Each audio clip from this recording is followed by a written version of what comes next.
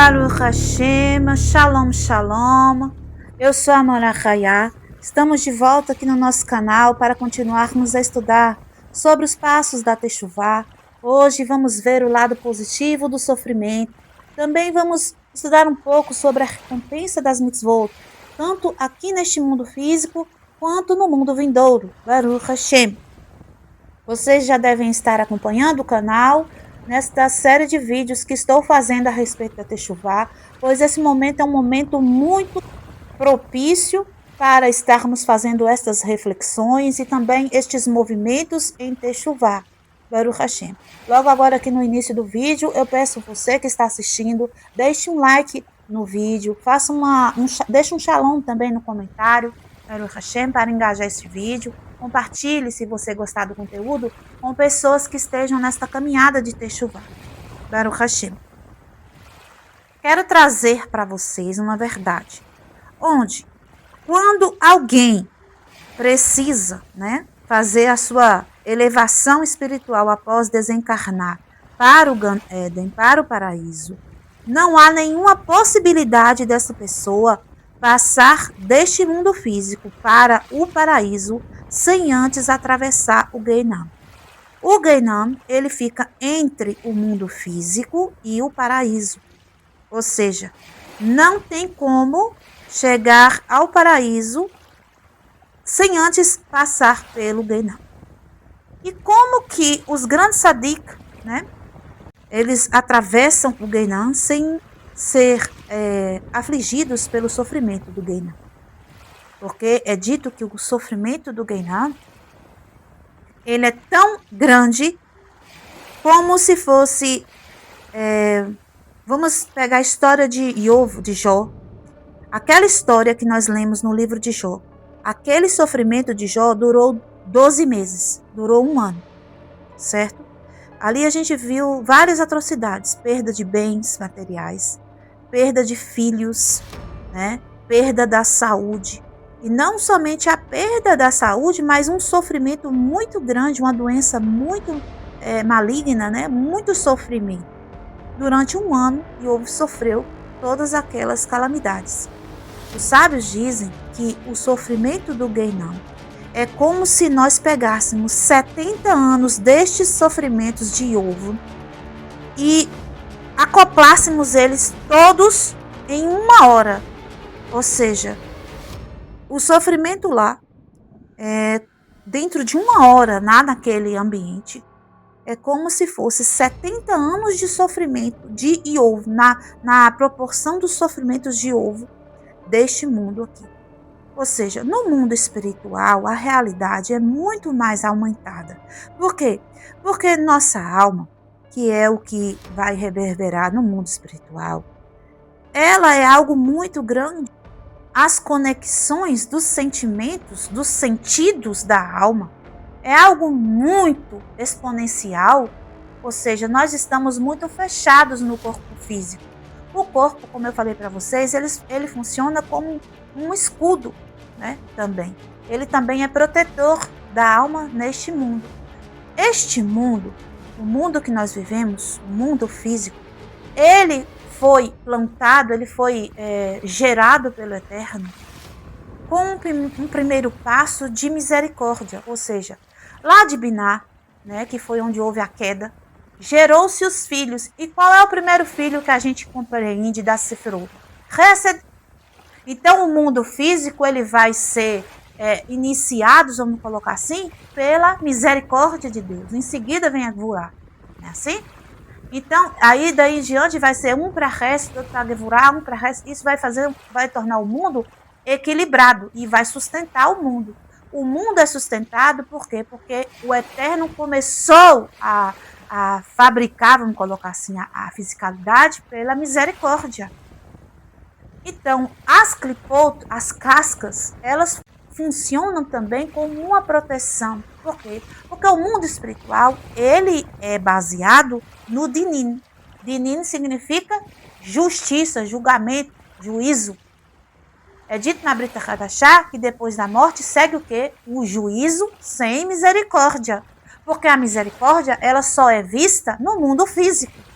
Por mais que esse mundo tenha coisas ruins, tenha julgamento também, tenha crueldade, mas tem o lado bom, tem a misericórdia, a graça, a bondade. A gente consegue enxergar os dois lados aqui. Aqui existe o bem e o mal. Ou seja, aqui a gente enxerga os dois lados. Aqui tem como você, por exemplo, passou uma parte do dia trabalhando, cansando, se esforçando, mas aí você pode chegar em casa, tomar um banho, deitar no sofá, deitar na cama, descansar, ou seja, tem a parte boa, tem a parte do descanso, tem a parte da misericórdia. No inferno, no Gehinnom, não existe sofá, cama, chuveiro, não tem uma pausa. A pausa que tem lá é só no Shabat, né? A gente já sabe que no Shabat pausa. Pausa durante as rezas e do Shabat. Aí tem a pausa.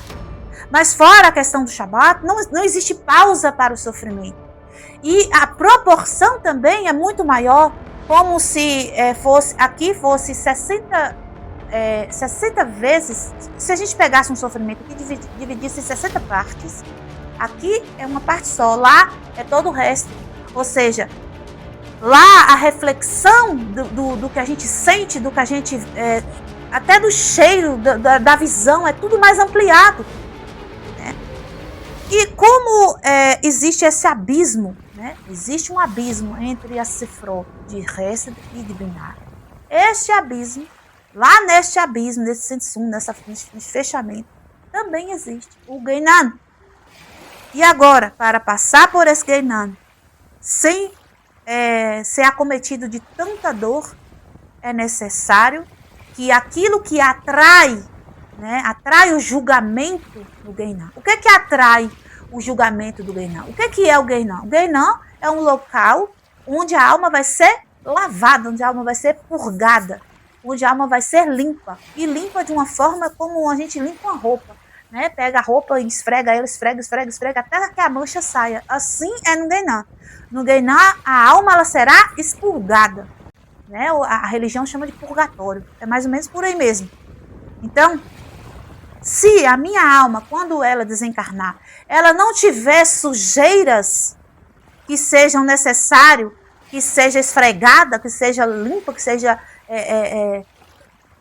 tirado dela aquela imundície, quando passar pelo Gehinnom, aquilo não vai atrair, ou seja, aquela dor, aquele sofrimento não vai existir. É como se passasse sim, claro, mas não vai se sentir nada, nenhum tipo de dor, nem de aperto, nem de agonia, pelo fato de que não é a pessoa em si que vai receber o julgamento, mas aquilo que ela vai carregar, ou seja, quando a gente desencarna, toda aquela consciência de pecado vai acompanhar.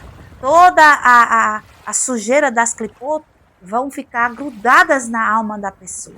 Né? Por isso é necessário a techuvá no mundo da misericórdia. Por isso é necessário fazer essa limpeza aqui nesse mundo físico. Onde, por exemplo, o fogo que nós conhecemos, ele é 60 vezes mais frio. Esse fogo aqui da terra, que queima tudo, que a gente vê queimar florestas, que se deixar faz incêndios horríveis, que destrói tudo. Este fogo, ele é 60 vezes mais calmo, mais frio do que o fogo do Gehinnom. Então, o sofrimento aqui neste mundo, ele tem um lado positivo. Por quê? Porque o sofrimento, ele purga a alma, independente se for neste mundo físico ou no mundo vindouro. Qualquer sofrimento, ele serve para purgar a alma. Por quê? Porque com a transgressão, com o pecado, a gente vai atingir o mundo espiritual, criar um sofrimento para a Shekhinat Hashem. Então, olho por olho, dente por dente. Nós já sabemos, esta é a verdade. Não tem outro jeito. Que se alguém falar para você que não, que isso é mentira, acredite. O que está escrito, e o que Deus disse, ele não volta atrás, porque rei não retira sua palavra, a não ser que morra. E o eterno é imortal, Baruch Hashem. Então, o sofrimento que nós, por exemplo, uma doença, né, ou Hasve Halila, um acidente, Hasve Halila, né? Algo que acontece com alguém que a gente ama, ou com uma perda, né? Uma perda financeira, alguma coisa. Todos os sofrimentos, qualquer um, até uma topada que a gente toma andando pela casa sem querer, batemos com o pé na quina, isso serve para purgar pecado. Com isso, nesta semana e todo esse período até Rosh Hashanah, tenha isso em mente. Não reclame, não blasfeme, não murmure pelos sofrimentos. Nosso Mashiach Yeshua nos ensinou: orai pelos seus inimigos. Quando ele diz orar pelos inimigos, vai ser uma gama de coisas, gama de situações. Não é você ficar pedindo por quem não gosta de você. Isso é o mais pé da letra. Gente, pense, se eu estiver acometida de alguma enfermidade, aquela enfermidade para mim é um adversário na minha vida, é um inimigo na minha vida. Aí eu vou orar no sentido assim, não é que eu vou orar para eu continuar doente, mas é que eu não vou também praguejar, eu não vou reclamar, eu não vou murmurar a respeito desse adversário que está me acometendo, pelo fato de que eu sei que tem uma vantagem para mim. Caso eu, acometida dessa doença, né, tenha tido alguma transgressão que ainda não foi purgada, essa transgressão está sendo purgada. Eu não estou aqui dizendo que é correto a gente trazer para si sofrimentos. Não é isso. Mas, se o Eterno permite, se o Eterno envia algum sofrimento para nós, também nós não devemos blasfemar contra o Eterno, reclamar, murmurar, viver a dizer que por que Deus deixa acontecer isso comigo, porque eu não mereço isso, eu não mereço aquilo. Entenda, tudo coopera para o bem daqueles que têm a compreensão e amam o Eterno de verdade. Se você ama o Eterno de verdade, você vai compreender que ele está fazendo porque ele está dando para você algo que vai ser muito melhor do que caso você desencarne da forma que você está, você iria sofrer. Porque lá no mundo espiritual, o sofrimento é de uma proporção muito mais elevada. E não tem como tirar o sofrimento quando alguém atravessa os portões da morte. Porque é dito, quando alguém passa daqui para o mundo da verdade, lá vai seguir um juízo sem misericórdia. Né? E a respeito das mitzvot, nós temos ainda que nos alegrar mais pelo fato de que existe, claro, uma recompensa pelas mitzvot. Nós não iremos fazer mitzvot alguma pensando em recompensa, porque isso também já vai baixar o nível da recompensa da mitzvot. Mas nós temos que ter a consciência de que nada, tanto para o bem quanto para o mal neste mundo, fica sem uma recompensa. E a mitzvot em si vai ter toda a sua recompensa em um grau, uma magnitude muito maior no mundo vindouro. Assim como o sofrimento também tem uma proporção maior lá, as mitzvot também têm uma grande proporção de benesses do outro lado. Nós precisamos fazer o trabalho de voltar a nos assemelhar ao Eterno. Subir aquele tetragrama, como eu mostrei para vocês, subir da rei, depois a Vav, depois a outra rei, depois ao Yud, e assim nós estaremos nos assemelhando novamente, trazendo o fôlego de vida do Eterno para dentro dele mesmo, que nós possamos então ser errado com ele, um só. E como que nós fazemos isso? Se neste mundo físico a gente não tem nem como tocá-lo, não temos como vê-lo, não temos como nos aproximar dele fisicamente. Se ele aproximar de nós, nós morremos. A única maneira que temos de fazermos isso é cumprindo as mitzvot, não é? Então, ali, antes de praticarmos mitzvot, geralmente a gente faz brechá. E na brechá, a gente fala que o Eterno santifica a nós, né, a nossa alma com os mandamentos. O Eterno, ele separa o que é sujo de nós, nos limpa, nos purifica através destes mandamentos. Não é verdade? E isso, quando a gente se santifica, quando a gente se torna santo, a gente se torna a semelhança do Eterno. Quando a gente se torna a semelhança do Eterno, então nós estamos literalmente em contato com Ele e começamos a nos corrigir passo a passo, até chegarmos de uma magnitude neste mundo físico, onde grandes benesses, grandes recompensas são dadas a nós. Por exemplo, nem vamos falar aqui do mundo vindouro, que isso já, só de falar que teremos vida eterna, sem sofrimento, já é tudo. Mas nesse mundo físico, podemos também conseguir benesses.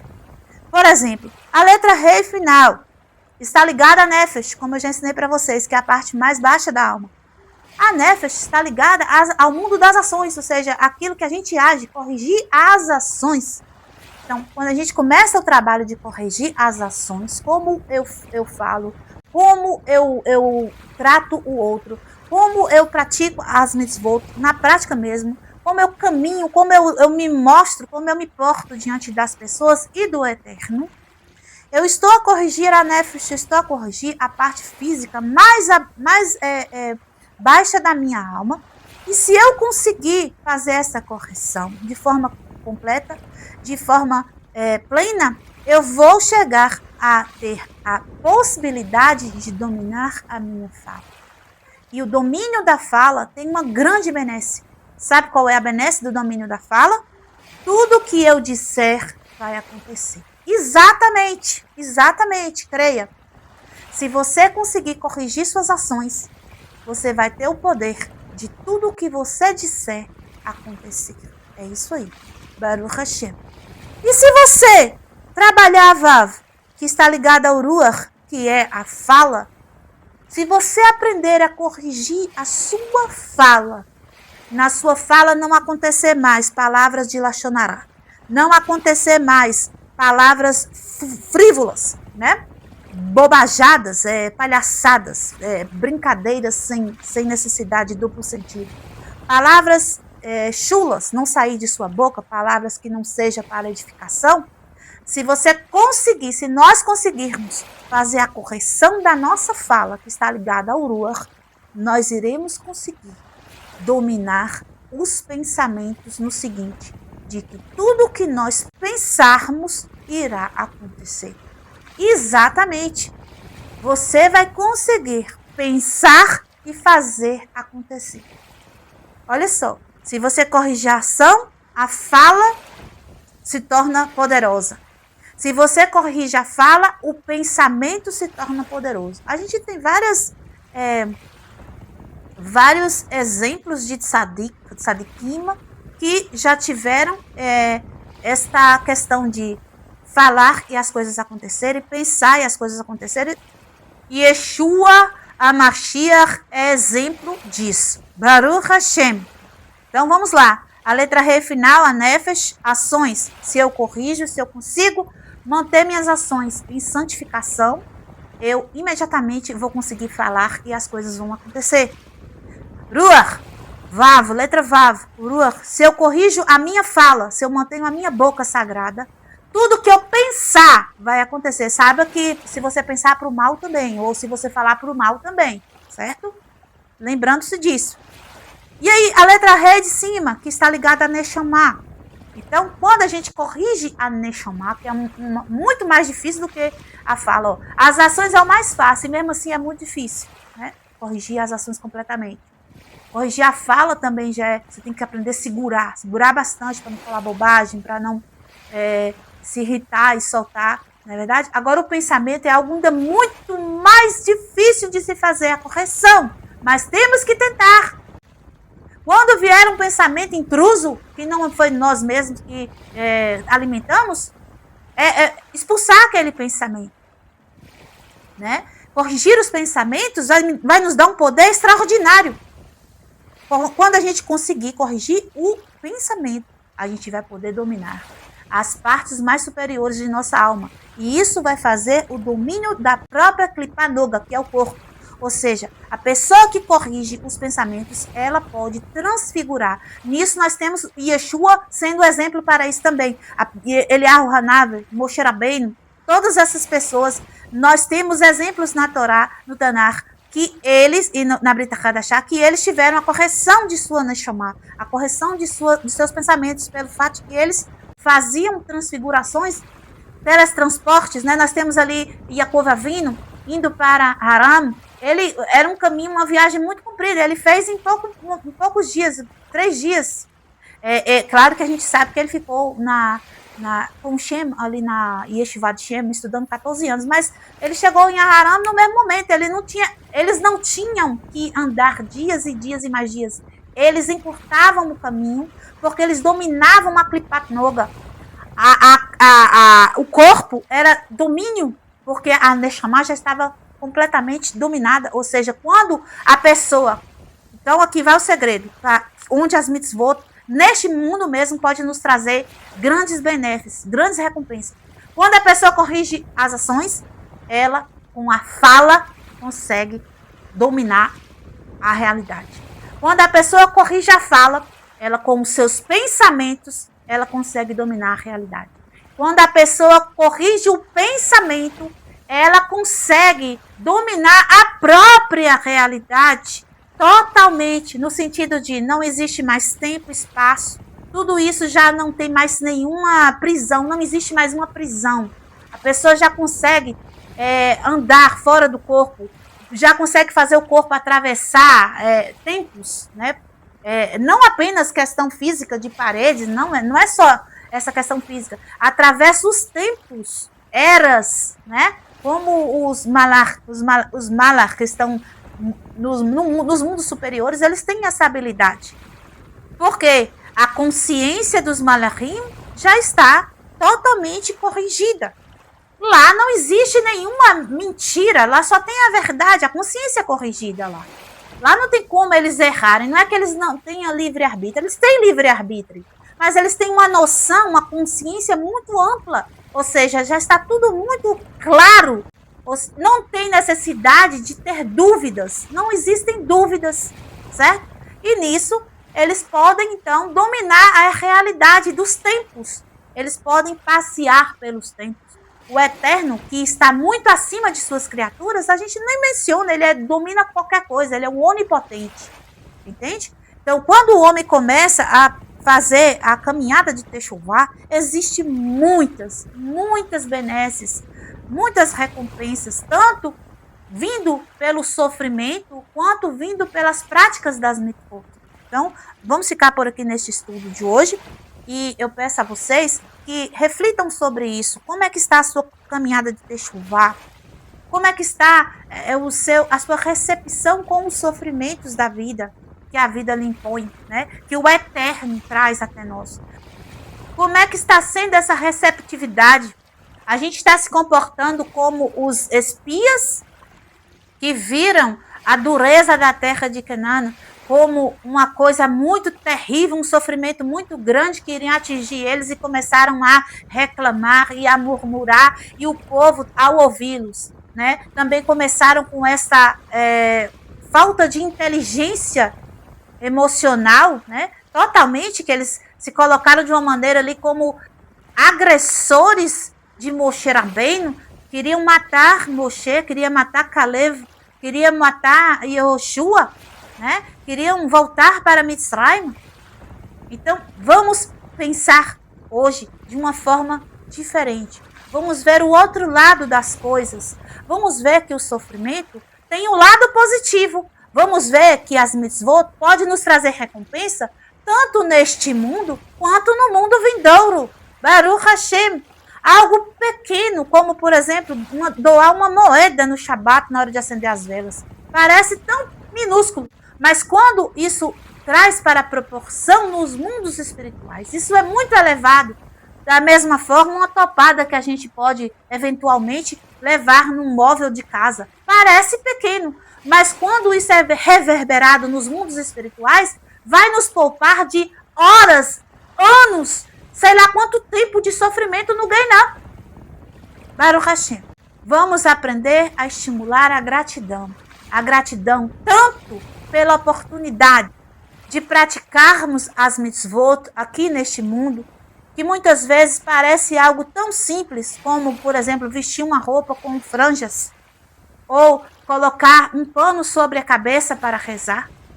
Né? Vamos agradecer, porque com esses pequenos gestos físicos, nós trazemos enormes benesses e recompensas, tanto neste mundo físico quanto no mundo vindouro. E também pelos sofrimentos que o Eterno, por sua misericórdia, deixa que venha sobre nós, que advenha sobre nós neste mundo físico, sabendo que a proporção deles no mundo espiritual é muito elevada e que nós, tendo eles aqui, neste momento aqui, que nós podemos, né, mesmo que estamos, por exemplo, sentindo uma dor de cabeça, temos também um remédio para tomar, temos um lugar para descansar, temos uma água fresca para beber.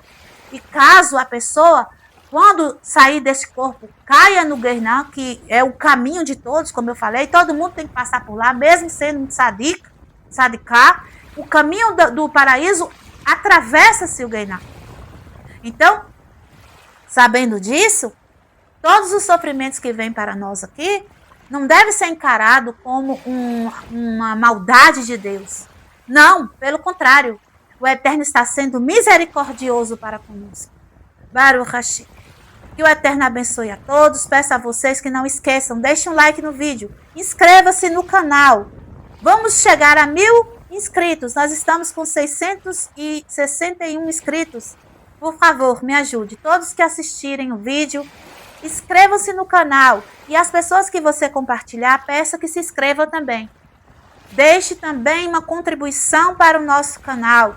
Você que ainda não fez as suas macerot, olha uma oportunidade maravilhosa de você estar praticando mitzvot. Faça o seu macê para a nossa congregação. Mande sua tzedakah para a nossa congregação. Se você não tem, né, uma congregação onde você já endereça esta mitzvah, que é o macê, que é a tzedakah, que é a becurim, que é a primícia, mande para nós, pois nós estamos fazendo o trabalho de disseminar a luz do Eterno. E todas as pessoas que escutarem esta palavra e deixarem ser elevados espiritualmente, serão frutos da sua contribuição. Baruch Hashem. Shalom, shalom, lehitraot. Kol hatovim lekulam.